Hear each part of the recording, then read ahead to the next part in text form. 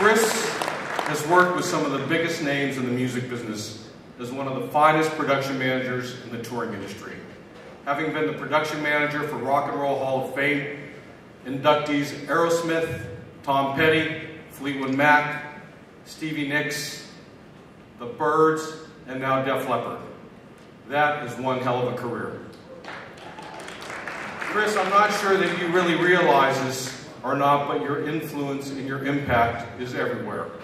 In arena loading docks, you can hear people yelling, "Go, go, go!" Or down an arena hallway, you can hear production cases being guided with phrases like, "Bish, bosh!"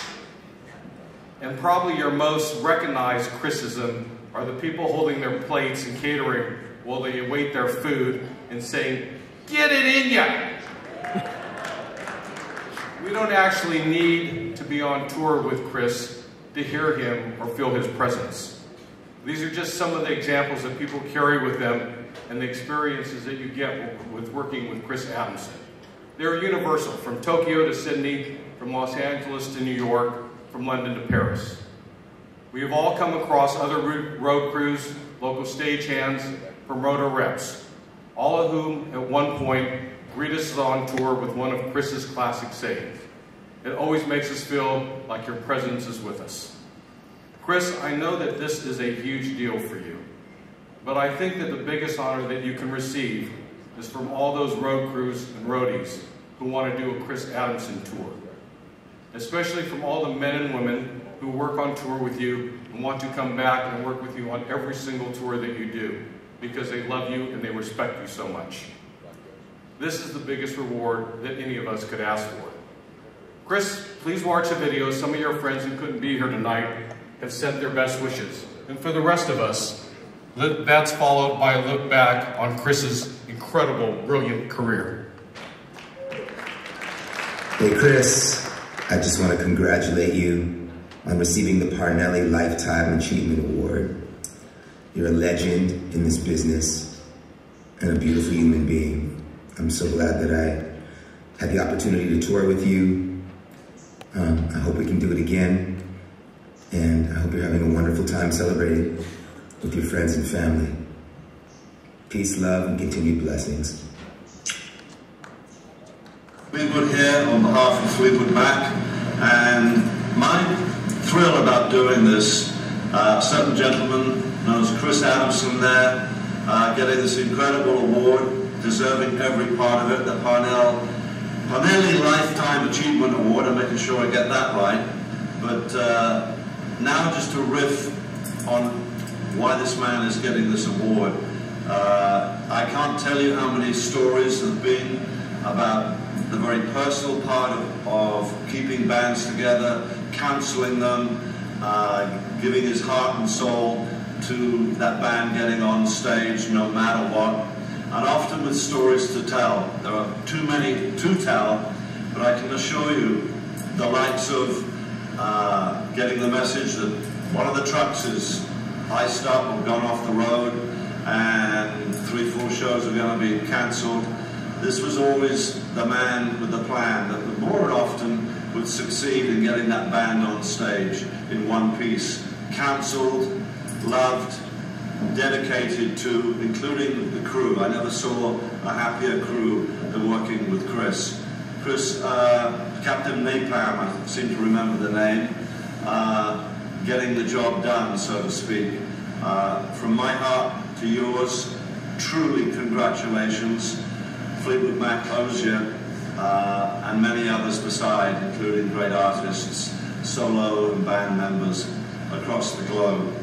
Continued success, be healthy, everyone there, look at this man, enjoy the day, God bless.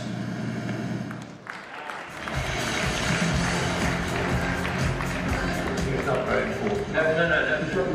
Don't waste anything on it. Production manager Chris Adamson's accomplishments, the caliber of artists who sought him out year after year, and his inspiring leadership style are well known to the live event industry. But, of course, to the rest of the world, he's known for saying this on the opening of Pink Floyd's seminal Dark Side of the Moon album. His full quote was, I've been mad for fucking years, absolutely years, from working for too many bands. This was 1973. And he must have kept his madness at bay, or at least relatively so, because he would go on to work with a great many more. He's worked with our greatest acts. Even the chairman of the board himself, Frank Sinatra, where for safety's sake, Chris slept with his golden mic under his pillow. A particularly astonishing feat is taking care of Tom Petty and the Heartbreakers for more than 2 decades.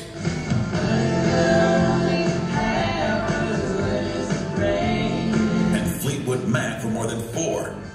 I must admit I've been very lucky that I could do so many of those tours over the years and not have conflicts, Chris says.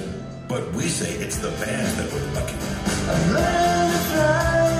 Richard Fernandez, who often worked with Chris, says, when I walk into a building with Chris, I know that I can completely rely on him. I always want Chris in my foxhole. Chris was born in 1949 in Kingston upon the Hull. As a teenager, he signed up for a 5-year apprenticeship at an engineering company where his grandfather had worked. Working mainly on a lathe, he saved up enough money to buy a van. This immediately made him popular with bands, and he would leave that apprenticeship in search of something better.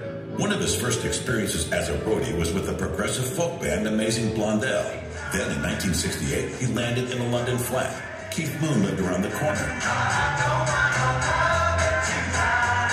It was a struggle, but he found some work with Peter Frampton's band, The Herd, and he met some characters during this time, including Roger the Hat Manifold and Dickie Dawson. Dawson was an audio engineer for a blues band fronted by Peter Green, which evolved into the first version of Fleetwood Mac. Chris signed on to help with shows, and the band would take him to the U.S. for the first time.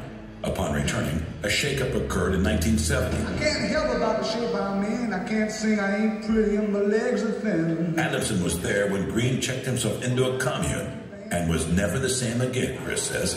He left the band and grew his fingernails. Famously reformed with new members, and Chris has toured the world with them many times since. Meanwhile, in 1970, Chris managed to get on with Emerson, Lake and Palmer on a mega tour. The complicated show was a big change for the young man. I was with ELP for a long period of time, but you could only push the human body so far, he recalled. On doctor's orders, Chris took a brief respite, or at least took it down a notch. Dawson was working for the original Byrds in America, and Chris went and did some work with them. The next time the phone rang, it was Steve O'Rourke, manager of Pink Floyd. In those days, you'd be solely employed by a band 24/7, doing anything they asked. Chris even built a pond for David Gilmour. Chris was part of all the madness through The Wall, through all the crazy gags. By the 1980s, Chris had moved to America permanently. Fleetwood Mac kept him on the road a lot, but he would squeeze in others. By the 1990s, he became a key member of the Tom Petty and the Heartbreakers family, and seamlessly bounced back and forth between his 2 main clients. In the aughts, he handled many John Mayer tours, which led him to working with Dead & Company. One thing you hear about Chris from everyone who has worked around him is how generous he is. Upstaging's John Boehning tells the story of how when the lighting director for Lenny Kravitz couldn't stay for some dates, Chris instantly promoted an upstaging lighting tech to the position.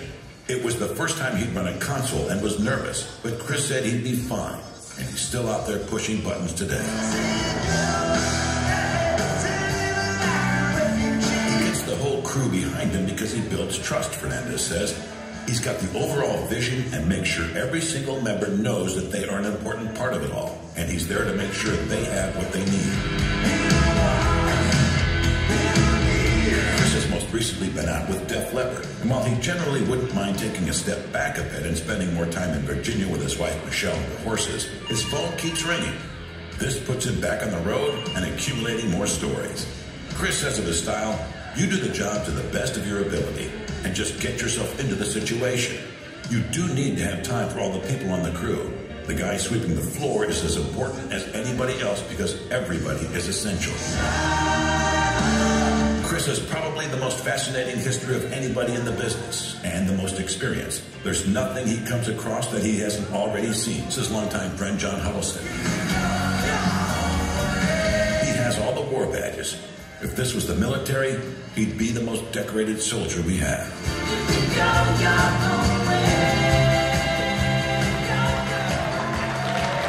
Ladies and gentlemen, please welcome to the stage and help me honor Chris Adamson.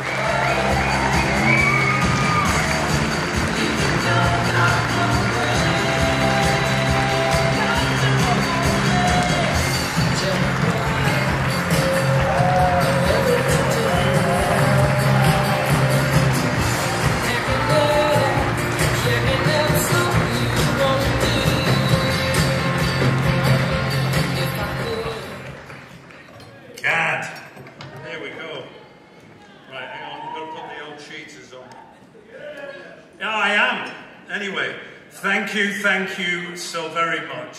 Thanks, Marty. I learnt it all from him. I really am honoured and humbled to stand up here before you and receive this award. It really does, you know, what can I say? It means everything to me. I've dedicated the whole of my life to this industry. I started out in England the year England won the World Cup. And yes, I know, it was a bloody long time ago. A lot of changes since those days of 2 amps, a drum kit in the back of a van. And as many of you are aware, I do have plenty of war stories. I think I've been very lucky to be able to do something, or shall I say something for a living, that I absolutely love, and I still do. It's just never seemed like work to me. I thoroughly enjoy it. I've met some of the most wonderful people. Large proportion of you are all in this room tonight, and I thank you for your support, and it's really made my job a lot easier. Anyhow, pops to that. Right, this is where I'm going off script. Don't worry, Marshall, you won't have to call an emergency press conference later, because I'm not lying. Over the last few weeks, we've been looking at, you know, loads of photographs, you know, to put up on the wall. And what came to me was, I was shocked at how many family photos I wasn't on. Over the years, I've missed all sorts. Weddings, birthday parties, anniversaries. I've even missed a couple of funerals. All because you got it, I was away. So, all my life I've heard, don't worry, Dad, it's okay. Or, whoa, hang on a minute, does that mean you're not going to be here? So, I'd like to ask a favour. I would like my wife, Michelle, who gave up her own career to move to America so I could carry on mine, and my son, Chris, who flew in from England to be here tonight, to join me on stage.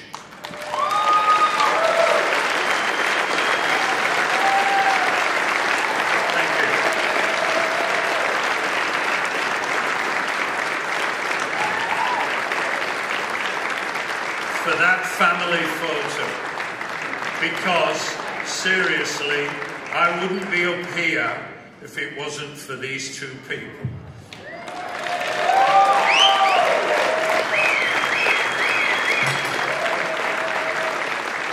Thank you ever so much. I am truly honoured, and thank you to everybody. I really do appreciate everything. Thank you.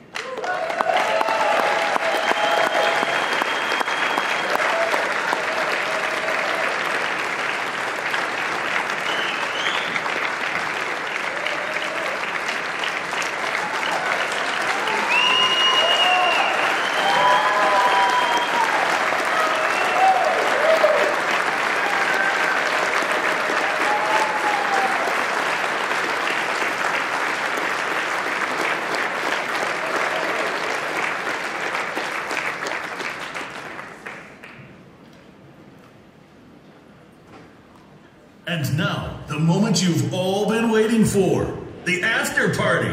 Oh, wait, first let's